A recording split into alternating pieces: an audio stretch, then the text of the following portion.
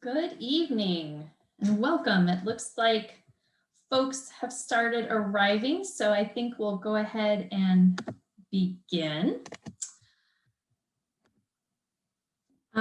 Let's begin with introductions. So my name is Holly McCrae, and I am the Events and Outreach Manager for McKenzie River Trust, and it's a pleasure to have you join us this evening.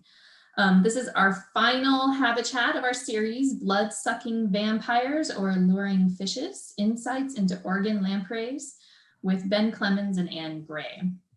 So a few housekeeping items. When you entered the webinar this evening, the system automatically put you on mute and turned off your webcam. So you are in a view only, listen only mode right now. After the presentation, we will have time for questions and answers. So to submit a question, just use the Q&A button at the bottom of your screen. You can submit those at any point during the presentation. And we may not have time to get to all of them, but we will do our best. And if you have to leave the presentation for any reason or have technical difficulties, which sometimes happens, we'll be sending out an email tomorrow that'll have a link with the recording of tonight's presentation. So you can be looking for that. Before we begin this evening, I want to acknowledge and honor the Indigenous people who stewarded the lands we are on today for many generations before us. Colonization by white settlers drove most Indigenous people away from their homelands, usually by force or coercion. It's important to acknowledge our past so that we may work towards a more just and equitable future. Our projects and our service area includes the traditional homelands of the Kalapuya, Siletz, Coos, Lower Umpqua, Sayusla, Molalla, and other bands and tribes. Today, most of their descendants are part of the Confederated Tribes of the Grand Ronde, Confederated Tribes of the Siletz Indians, Confederated Tribes of the Coos, Lower Umpqua, and Sayusla Indians, Cow Creek Band of the Umpqua Tribe of Indians, and Confederated Tribe of Warm Springs. Please take a moment now to reflect on where you are standing or sitting today and where you call home, and honor those who cared for the land before you. Thank you. We understand as a land trust that having a role in land ownership means we have a responsibility to those whose lands were stolen from them.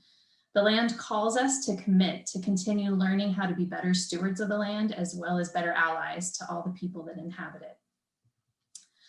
I know that many of you out there tonight are friends and family members and members of McKenzie River Trust. Please know that we appreciate your support, and we really do miss seeing you in person. For those of you that are new to McKenzie River Trust, we are a nonprofit land trust that works to protect the lands and rivers we love in Western Lane County. We have 6,700 acres of land under our management from the Cascades to the coast. And throughout the year, we're engaged in restoration and stewardship activities. We provide volunteer opportunities to those who want to get their hands dirty to help us achieve our work. And in non-COVID times, we offer tours and educational opportunities on the land. If you would like to join us in this work, a gift of any size makes you a member, and I will post a link in the chat box if you would like to join us this evening. I am really looking forward to topping off our habitat series with a species that I find fascinating, the lampreys. About 2 years ago, I was on a side channel of the McKenzie River, and I had the opportunity to watch lampreys spawning, and it was this like tangled mass of bizarre looking creatures, and I just needed to know more. And so since then, I have learned some about the ecological significance of lamprey, but I have also learned that they are a species of significant cultural and spiritual significance to the Indigenous people of this region. I am very grateful to our speakers this evening for their roles in helping to protect and educate the public about these crazy, beautiful mini river monsters, as my daughter called them. So let me tell you a little bit about our speakers. Ben Clemmons is the Statewide Lamprey Coordinator for the Oregon Department of Fish and Wildlife. He works at the intersection of research, policy, and management to benefit Oregon's native lampreys and human use of them. He has worked for over 13 years with ODFW and OSU in various roles, conducting smolt monitoring, smolt survival studies, leading the ODFW Aging Lab, and conducting lamprey life history and ecology research. Anne Gray started counting lamprey for the U.S. Fish and Wildlife Service on the Trinity and Klamath Rivers in 1994. She has lived and worked for the U.S. Fish and Wildlife Service for 20 years in Portland, working on fish passage and in-stream habitat. Anne is involved with the Pacific Lamprey Conservation Initiative, helping to promote lamprey best management practices and improve lamprey passage. So Ben and Anne, I'm going to go ahead and let you take it from here. And for all of those folks out there watching tonight, please remember to enter your questions into the Q&A box as they pop into your head during the presentation. Thank you, Ben and Anne.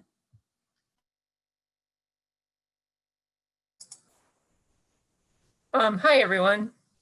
I'm Anne. Ben, are you doing okay? He might be having some technical difficulties.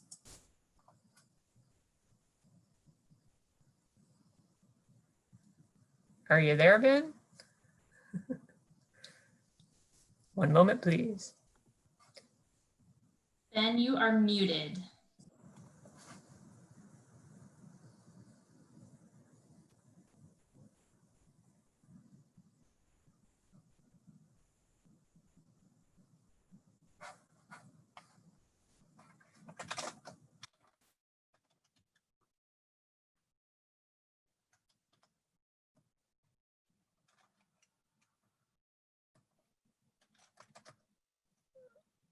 Hey guys, this is Ben. Can you hear me?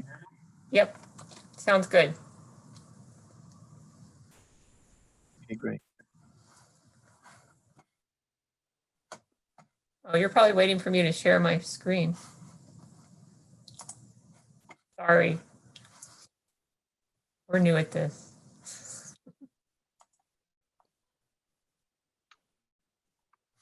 Well, Anne's starting that. It's a pleasure to be here tonight and talk with everybody. And thank you very much for tuning in. This is really an honor. Thank you, Mackenzie River Trust. And also a pleasure to talk with my friend and colleague, Anne. And this is no small thing to coordinate between two people, even though we communicate all the time, but we're really excited to give this presentation tonight.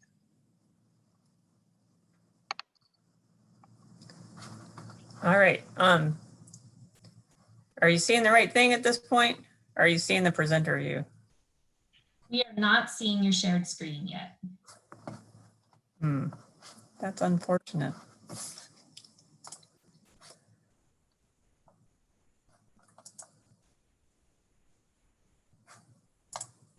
All right. How about there? Does that look good? Looks good. Is this the first or second slide, Anne?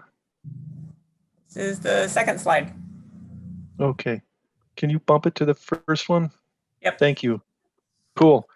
All right. I'm going to kick off the first slide and a half and turn it back over to Anne. My name is Ben Clemmons. I'm a statewide lamprey coordinator for the Oregon Department of Fish and Wildlife. And as I said earlier, it's a great pleasure to be here tonight. The title of our talk is Blood-Sucking Vampires or Alluring Fishes, Insights into Oregon's Lampreys. And this will be a tour on pop culture all the way from Great Lakes sea lamprey and their influences on how people view lamprey to Dracula and common themes like vampires of the deep and such. We will then transition into reality, including talking about biology, ecology of lampreys, their cultural importance, ecological importance, threats, and management and research that's ongoing with lampreys. When I started working on lampreys in 2006, a lot of this stuff was just beginning to blossom, and it's really grown, and there's a lot of stuff going on that's really cool.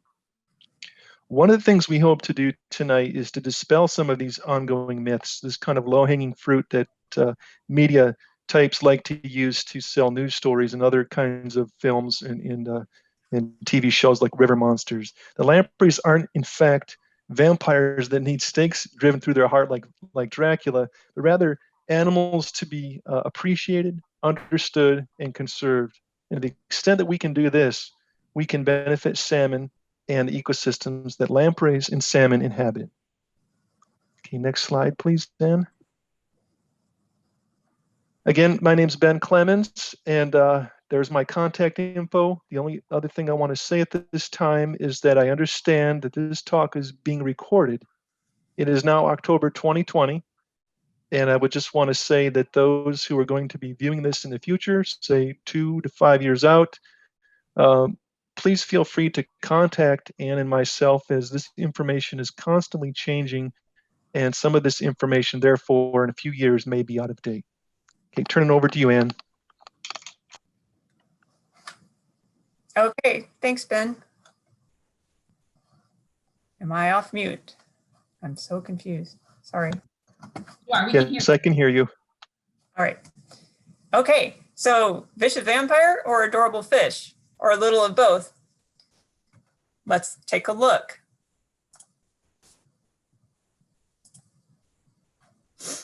So one of the first things you might pop up in your internet search if you put in the word lamprey is this article from Wired from 2014, where lamprey were given the dubious honor of absurd creature of the week and labeled an aquatic menace that gives you the worst hickeys ever. It goes on to say that lamprey are the bane of many river systems, latching on to fish like trout and draining their blood and scraping away their flesh right down to the bone. And apparently on the side, they like to anger America and Canada. Not quite sure what that's about. But anyway, perhaps the title of the Wired article was inspired by Animal Planet, where Jeremy Wade, who is the host on River Monsters, put this lamprey to his neck so it would latch on. And this is a popular internet image that's labeled a kiss of death. However, I will tell you that Jeremy continued to shoot 4 more years of River Monsters after this episode. So he's okay.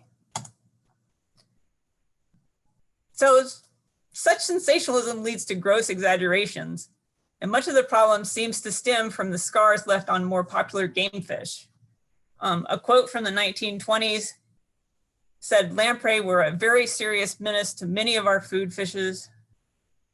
And a more recent quote from a biologist, or a biology text, was, "Their habit of latching onto the sides of fish and sucking their blood and other body juices has caused them to be placed in the nasty creature category, along with vampires and leeches. This is despite the fact that their prey often survives the attack, which is not true of the prey of more conventional predators." And I think that's a good point. A lot of the lamprey's bad image comes from the campaign against the invasive sea lampreys in the Great Lakes. And they've done a great public outreach campaign to get rid of lamprey there, because those lamprey were allowed to get into the Great Lakes when we built canals, and they weren't there historically. And the fish that were in the Great Lakes didn't evolve with lamprey as predators. So once lamprey got into the system, they began to decimate fish stocks. So it's a very different species outside of its native habitat in a very different context. So in the Great Lakes, sea lampreys are the subject of the world's largest vertebrate control program. And they're even selling masks these days, in case you want to look trendy. This is a picture of a lake trout where you can see 2 lamprey attached to it, 2 sea lamprey, and you can kind of see a scar right there above that guy's hand, right behind the gill cover. And this is kind of what a Pacific lamprey looks like relative to a sea lamprey. Pacific lamprey are really uniform in color, whereas the sea lamprey is much more mottled. Their pattern of their teeth is also very different. So the sea lamprey on the left there, you see teeth all the way around the oral disc, very close together. And the right is the Pacific lamprey. And right at the top, you can see those 3 prominent teeth, which is the species name signature. I'm not saying that right. The signature namesake for lamprey, as tridentata is Latin for 3-toothed. So these teeth and their parasitism makes the nasty creature image pretty difficult to shed, and inspires these scary images of non-existent monsters on art as Pinterest, and also as a villain in a popular Netflix series. And so if that's inspiring you around this Halloween time, there's still time to get out there and make your own lamprey costume for Halloween. But, you know, if you go to all that trouble, please use it for education and outreach a little later too. So lampreys also played a star role in the B-movie Creature feature. And while these lamprey are much more realistic looking than the previous, they are much less realistic in their behavior. Blood Lake, Attack of the Killer Lampreys shows lamprey coming out of your bathroom faucets, crawling up your shower walls, and even crawling across your living room floor just to get you.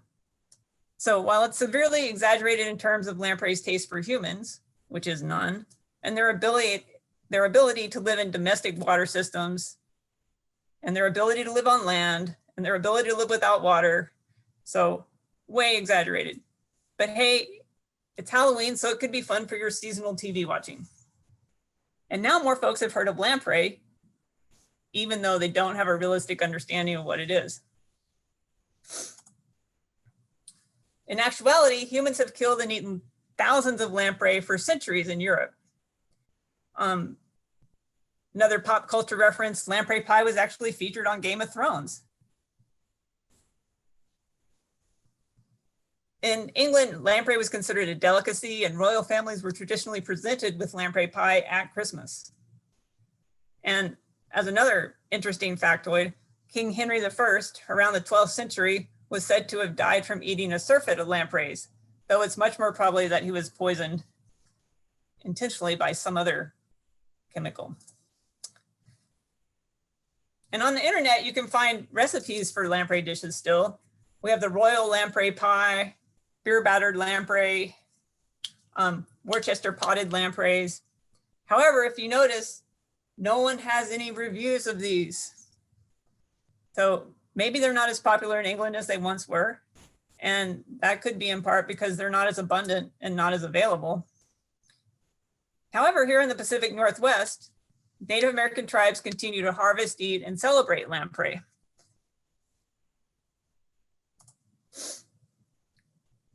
So in collaboration between the tribes, the Oregon Zoo, and others, there's now a lamprey exhibit in Portland at the Oregon Zoo.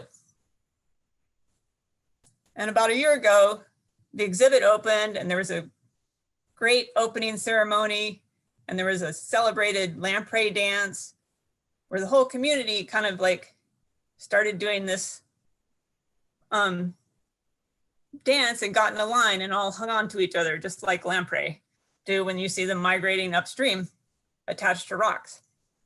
So at the zoo, you can see live adult animals and read about the cultural use of lamprey and see all the different names in various languages of the Pacific Northwest tribes. Now I'm going to turn it over to Ben. Hi, thank you, Anne. And lamprey are immensely important to Native American tribes who've used them for millennia. In fact, the tribes have championed the conservation and restoration of Pacific lamprey, the species that they use, the largest lamprey that occurs on the west coast of North America, which is a mock-up of which Elmer Crow is holding right here.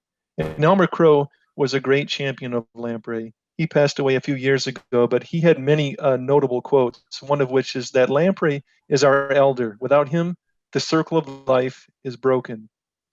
Elmer's also been attributed to say that if we want to restore salmon, we need to restore lamprey. And the other thing I want to briefly mention here too, on the cultural use of lampreys, is that the tribes use them in many different ways: culture, food, ceremony, medicine, teething for babies, using their tails. The oil also used for medicine for earaches and for hair. And so they get used in an incredible number of ways. And their caloric content is 3 to 6 times higher than salmon and steelhead. Next slide, please. Now, lampreys have been around a long time. They are the oldest living fish. The oldest fossil dates back to almost 400 million years ago, and the species may actually, or the taxon may actually be older, because lampreys don't possess bony elements that are easily fossilized, and so they're not often found in rock sediments. These fossil ancestors of lampreys resemble very closely the lampreys that exist today, so they've changed very little over this time. And they're older than dinosaurs, which really astounds a number of people.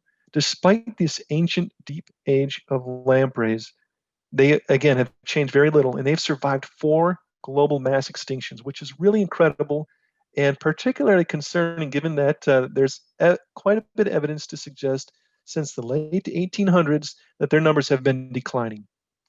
Next slide, please. When we talk about lamprey, sometimes we say lamprey or we say Pacific lamprey, and it's easy to forget that there are a number of lampreys.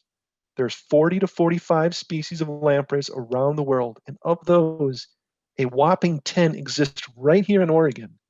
4 that are throughout the state, and 6 that occur in the Klamath Basin. That's really pretty amazing, this hotspot of diversity of lampreys.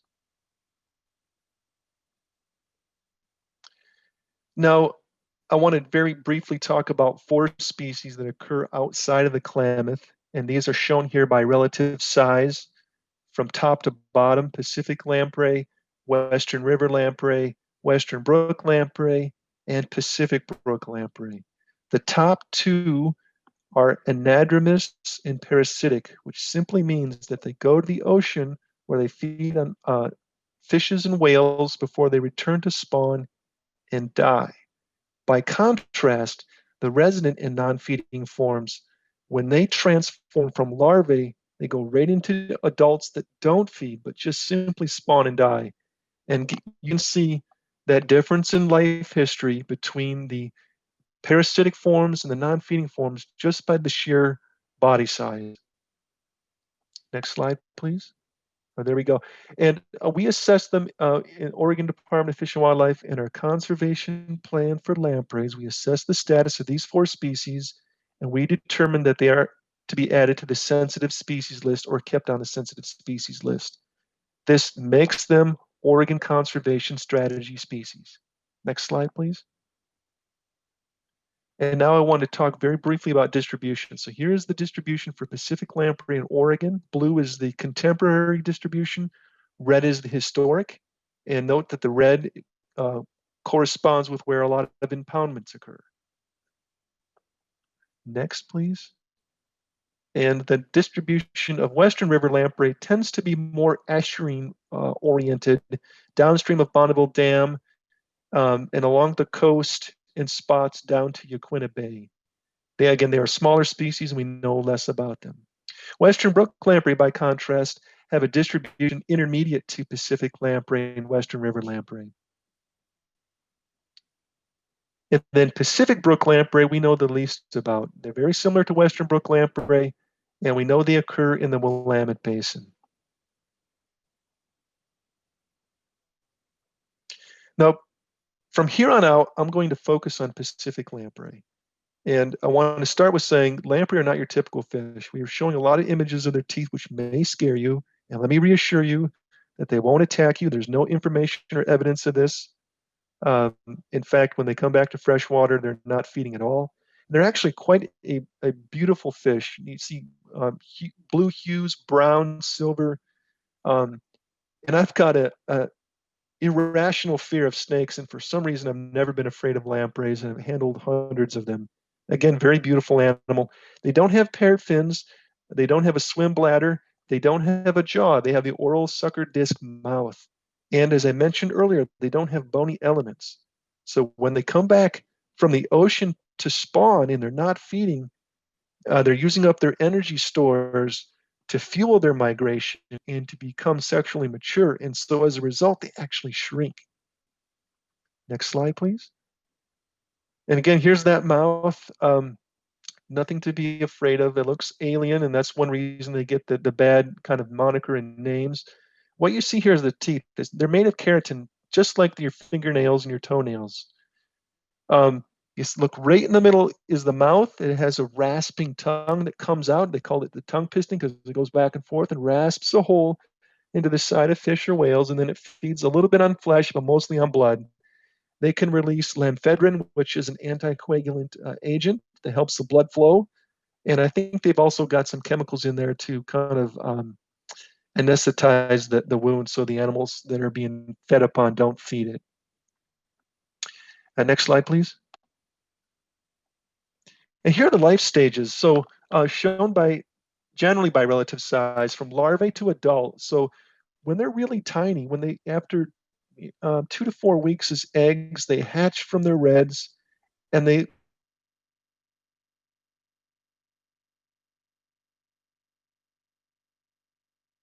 are what we call a shape that they are. There at the top, you see there looks a little bit like an earthworm. And then after a period of time, they'll transform into juveniles. Again, this is specific lampreys, so they develop very big eyes and teeth in their sucker mouths to prepare them for ocean feeding. And towards the bottom there, you see a returning adult. And then again, after they spawn, they die, and they're providing nutrients to the ecosystem. So there's caddisflies and periphyton attached to that spawned out carcass of a female. Next slide, please. And here is a graph of that life cycle. So again, this is Pacific lamprey oriented. You start with the larvae at the bottom. They don't have eyes. Again, they don't have teeth. They burrow into soft sediments and very slow water like earthworms, and they orient their mouths towards the surface or the bottom of the stream where they filter feed on algae and bacteria and very tiny organisms. And they recycle those nutrients and clean the water and transfer those previously inaccessible nutrients into animal tissue, the lamprey, which are then a source of protein for predators, birds, mammals, fishes, minks, raccoons, river otters, green herons, blue herons, you name it. It's almost easier to identify what doesn't consume them. And then after 3 to 8 years, they undergo a transformation to become juveniles with those large eyes and those teeth in their sucker mouths, and they're emigrating to the ocean. When they enter the ocean, there's not a whole lot known about them, but what we know is they can reside for 1 to 6 years parasitizing various fishes, and there's not much information to suggest that they kill their prey. In fact, we've seen images at dams of returning salmon with lamprey wounds, so we know that a large number make it anyway.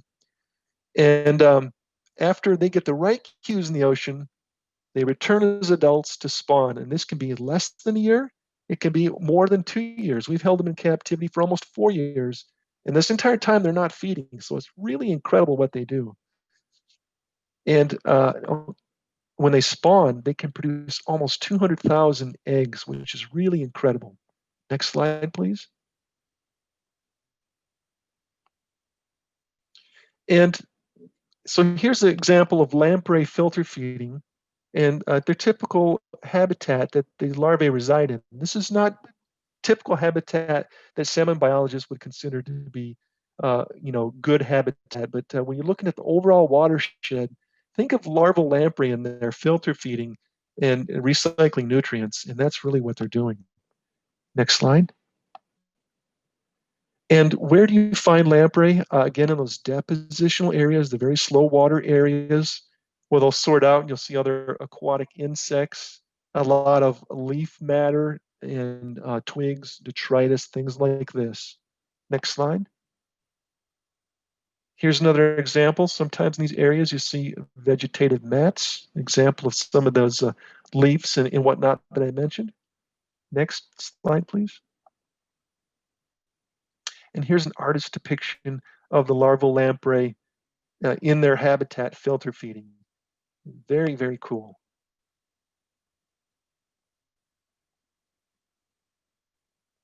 Next slide, please. And here's a picture of a juvenile. So after they've transformed, they have, look at the size of those eyes, really pretty darn big. And the mouth is also very big, and they silver up. So they develop this shading that will help to make them more cryptic when they are in the ocean. And they tend to emigrate more at night and with high flows like during the spring or even fall. This transformation process can last months and on up to a year, and it starts around late summer, early fall. Next slide, please. And so here's some examples of the adults. Again, they use their sucker mouths to attach to surfaces to orient themselves, to help move. They use a burst and attach swimming. And on the right is an example of Pacific lamprey attaching to rocks. And the old genus name, of the scientific name for Pacific lamprey, used to be Lampetra, which is Greek or Latin for rock licker. And that's, this is probably the reason here for what they're doing. And they also attach to rocks when they're building their nest to spawn in. Next slide, please. This is a picture that Anne has acquired that shows the result of a superficial lamprey, Pacific lamprey wound that shows a smiley face. Pretty funny. Next slide, please. Okay, and this one I acquired from NOAA Fisheries from my colleague Lori Whitecamp. These are lamprey, juvenile Pacific lamprey collected from NOAA Fisheries surveys in the ocean. And the take home here is that on the bottom, these are recent immigrants from freshwater that are just starting to grow. And although we don't know a lot, what information we do have from Lori and others suggests that during that first year of growth, they are growing like gangbusters and rapidly start to achieve these adult, almost adult-like body sizes. Next slide, please. And then at some point, they get the right cues, and we don't understand what exactly that is. It could be growth rate, it could be a certain amount of fat content, or whatever. Or they're attached to a particular host that's near a river mouth, and they detach, and they come into the surf and enter tributaries in Oregon to do their upstream spawning migration. Next slide, please. One thing I haven't mentioned is throughout all their life cycles, they tend to be most active at night. And this is one reason they're cryptic and haven't been well understood up till now. There are some exceptions, like the previous slide where I showed the adult migrating during the daytime up in the surf. Now, what I'm going to do in the next few slides is take you on a very quick tour of upstream spawning migration of Pacific lamprey. Next slide, please. And again, here's an example of Pacific lamprey attached to rocks. As long as they're kept wet, they can ascend waterfalls as long as there's nooks and crannies to attach to. If there's a lot of moss cover, they don't tend to be able to attach very well. Next slide. One example of one of my favorite areas I've done a lot of research at is Willamette Falls. I believe it's the source of the largest tribal harvest along the west coast of North America, right there in Oregon City. It's some incredible history to Oregon, to Willamette Falls there in Oregon City. These 40-foot falls, adult Pacific lamprey used to ascend unaided. Now it's a little bit more complicated. PG puts dam boards in the summer at the top to push more water towards the powerhouse for increased power generation. And so to circumnavigate those wooden boards, lamprey ramps have been installed. Nevertheless, currently most adult Pacific lamprey ascend Willamette Falls through the fish ladder. Next slide, please. Here's an example of different sizes of Pacific lamprey that I captured on one date at Willamette Falls. Note the largest specimen and the smallest specimen are males of this similar maturation status, which is pretty amazing. And there's different life histories of Pacific lamprey. There's actually an ocean maturing one that comes back and spawns within the same year, and a stream maturing one that could take more than a year to spawn. We've identified this through physiological means, and it has been verified through genetic means. Next slide, please. Now, the other cool thing about lamprey is that they're basically swimming noses. In addition to being swimming cheeseburgers that are good for animals to eat, they're swimming noses, and they are really oriented by smell. And one way they do this is by pheromones that larvae release that basically tells the adults, this is a good place to spawn and rear. Now, it's not always necessary for this to happen because there's lots of other examples of Pacific lamprey recolonizing areas that they've been separated from for decades. but nevertheless, pheromones aren't attracted. Next, please. And the purple there is my cartoon depiction of the pheromones drawing in the adults. Okay, next, please. And there's my friend when we were tracking lampreys here in the Willamette Basin through radio telemetry. He's standing in a pool tail out, a good example of where Pacific lamprey tend to spawn. The end of a pool, the beginning of a riffle. Next slide, please.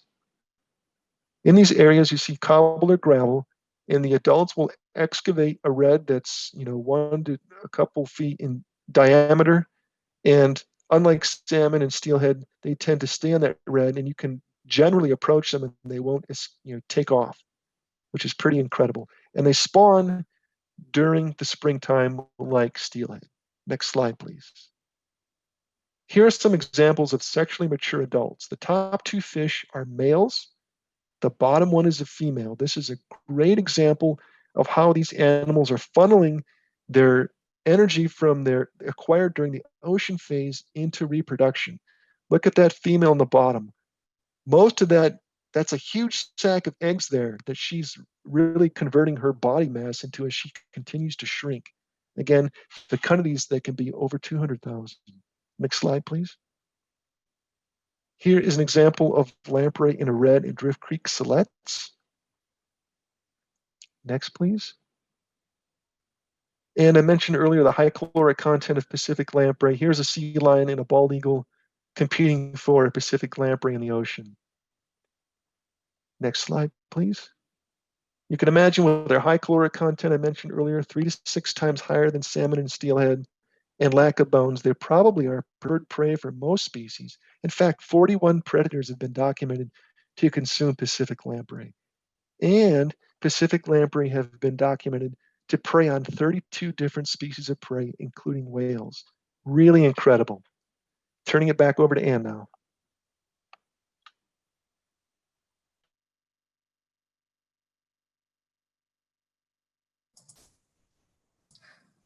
Okay, so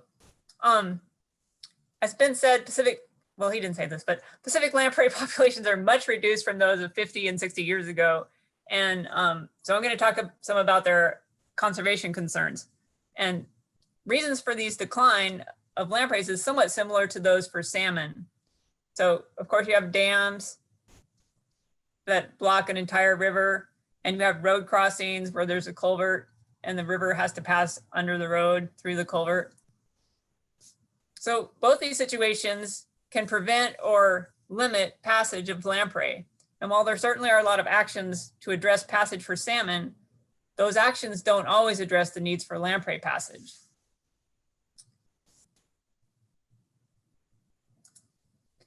So here's an example. This video is from Ralph Lampman, and it's a lamprey that's in a traditional fishway, and he's trying to move from one pool up to the next pool.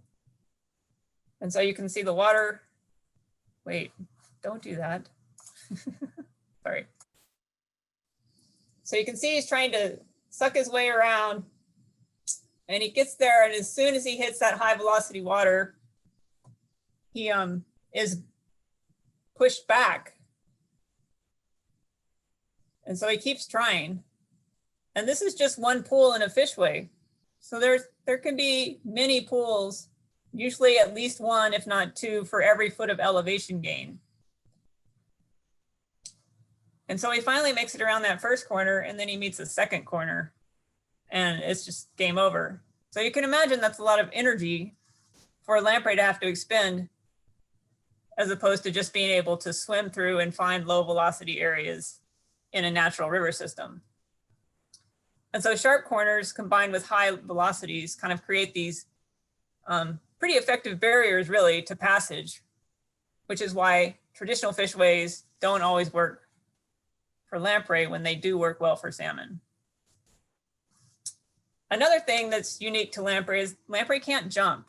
And so even though this culvert doesn't have a lot of water in it, it's actually perched 4 or 5 inches above the pool elevation below it.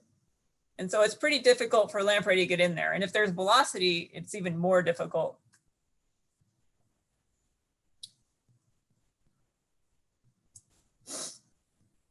Other actions is such as when a reservoir is drawn down for hydropower or streams are dewatered for restoration actions or other purposes. This exposes fine sediments often that are along the edge where larval lamprey live. And so when the water drops, it strands these larval lamprey in the sediments, and their options are either to crawl out, which exposes them to predators like birds. Crows are usually the first thing to find them, it seems like. And or they don't come out of their burrows and then they die in the sediments as those sediments dry. Another concern is poor water quality. As adult lamprey have similar requirements to salmon in terms of both temperature and oxygen levels.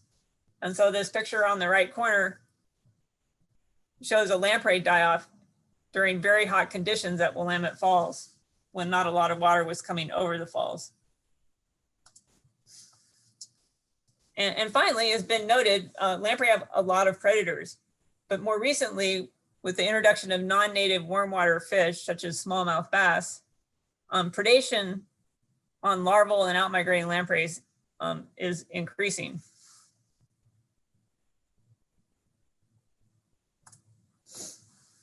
So to address these concerns, several plans have been developed over the past decade. The Columbia River Intertribal Fish Commission has a restoration plan that focuses on the Columbia River Basin. The Pacific Lamprey Conservation Initiative, which Ben and I both participate in, is a voluntary collaboration between state, federal agencies and tribes across 5 states in the Northwest, and whose goal is to protect and conserve lamprey. And most recently, ODFW, mainly meaning Ben, just completed a statewide conservation plan for 4 species of lamprey. So via these plans, there's a lot of direction and identified information needs and things that need to be done to conserve lamprey.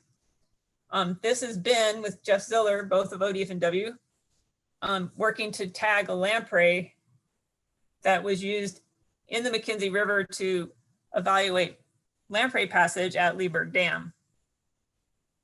But there's way too much going on to like detail all the actions here with any sort of way that would be meaningful in such a short time. But we'd like to show you a couple examples besides the Leeburg adult tracking study. As Ben mentioned, there are ramps at Willamette Falls. And this ramp is actually built over or on the side of the salmon fishway. So there was a channel that came up to the salmon fishway, and the wall of the fishway blocks that channel. So lamprey kind of got stuck there. And so PGE put in this ramp that goes up over the top of the fishway and into the rest of the channel that goes on up, and then they're able to pass over the falls. So in this situation, these lamprey are bypassing the salmon ladder entirely. And so here you can also see why you might get the idea that lamprey could crawl your shower walls, but they can climb vertically, but not inside your house. As part of our jobs, Ben and I work with many others to determine better ways to protect lamprey. And in 2018, there was a big collaborative study to examine the effects of a very slow Leeburg Lake drawdown on larval lamprey. And we also evaluated several salvage techniques. So, you know, the drawdowns for hydropower happen in many places, and they can often strand those larval lamprey in areas that will dry out or subject them to predation, as we said before. And you can see this is where the lake was, and it's dropping. And you can see how the sediments are still wet. It's very rainy also. But if the water were to continue to draw down, those areas would dry out.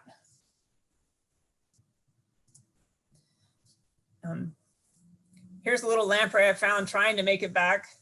You can see his little pattern all the way from the top right corner. He's kind of been snaking his way along here. But when I found him, he still had quite a few feet to go to get to real water. And depending on the sediment, it can be pretty difficult. This is a larvae from the same day who's trying to work his way back to the water. And this is actually a pretty big larvae. It was probably 70 millimeters long. But you can tell he doesn't really want to expose himself there. They do not like to be out in the light. But he finally makes it back to the water. But again, if the water were to continue to draw down, he would have to do that further, expending a lot of energy. So one of the techniques we evaluated to rescue lamprey from these dewatered areas included electrofishing, which is a common non-lethal method used to sample fish species of all kind, if you haven't heard of it. It's basically running a low-level electricity through the water, or in this case, the sediments that are still moist, that stuns fish so you can net them. So electrofishing for larval lamprey is a little different than fishing for salmon. You have to use much lower settings to allow the larvae to emerge from their burrows. Otherwise, they're stunned inside the sediments and they're basically paralyzed and they can't get out. So this video shows what we refer to as dry electrofishing. And when you first see it, you don't see any movement. Oops, back. You don't see any movement on the sediments, but in a few seconds, you start to see things moving. And you start to see things moving on the edge of the water where the electricity is effective at pulling the lamprey out of the burrows. And you can see there's a wide range of lamprey here. There's a one that's probably about 25 millimeters right here. These are probably closer to 60, maybe 70. So once you get lamprey out of the sediments, you can rescue them and put them back to where they're going to be safe. But as you can see from this video, there were a wide range of size classes, meaning they came from many years of different spawners. And there were also two different species in there here, both Western brook and Pacific lamprey, and that they can be in fairly high densities in good habitats. So if you're looking for more information on how to conserve lamprey when you're working in water, the Lamprey Technical Work Group just finished an updated best management guidelines document that covers this list of things you see here, some of which Ben and I have talked about a little earlier. My two favorite things are the list of resources, where it provides you links to go to other documents if you haven't found what you wanted to find in here. And it also has case studies. And the case studies describe on-the-ground actions that show specific examples of conservation. And it also provides a contact for that project so that you can reach out and ask for more information from the person that actually had the experience.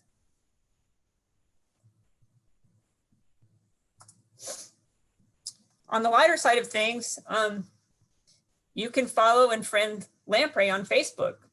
U.S. Fish and Wildlife Service hosts Luna the Lamprey, and the Yakama Nation Fisheries hosts the Pacific Lamprey. And they're both awaiting your friend request. So just getting back to the original question, blood-sucking vampires or alluring fishes? Well, yes, some lamprey are parasitic as adults and they do suck blood. But now that you know there's so much more to them, we hope you see them as these awesome, amazing, resilient, ancient, prehistoric, iconic creatures. And that you see lamprey through the eyes of wonder.